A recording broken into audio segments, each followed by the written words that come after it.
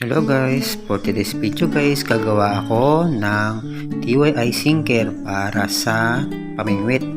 Ito, gumawa ako ng hulmahan sa may kahoy.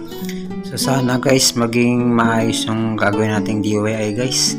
At para sa safety guys, kung gagayahin nyo to, gumamit kayo ng pliers para hindi kayo mapasok. So guys, tingga yung gamit ko dito guys kasi ito yung madaling malusaw guys. At ito yung madalas na ginagamit na sinker sa mga pingwit guys. So eto na guys, nalusaw na siya at ilalagay ko na. So walang kukura pa, hintayin nyo hanggang dulo kung ano magiging resulta nitong DIY natin. Pinalamig ko nga muna ito ng saglit at eto na. So buksan na natin at malamig na siya. Ano kaya resulta guys? So na-excite na talaga ako. Ngayon natin malalaman kung naging maayos pa itong ating DIY na sinker. Buksan ko na at walang kukura pa. Eto na, isa, dalawa, tatlo na. Ano nangyari? Para naging kandila guys. Palpak yung DIY natin na sinker guys. Oh. Ang pangit itong hulmaan, may butas guys. Nagmukhang kandila siyang nalusaw guys. Oh. Ayan o. Oh.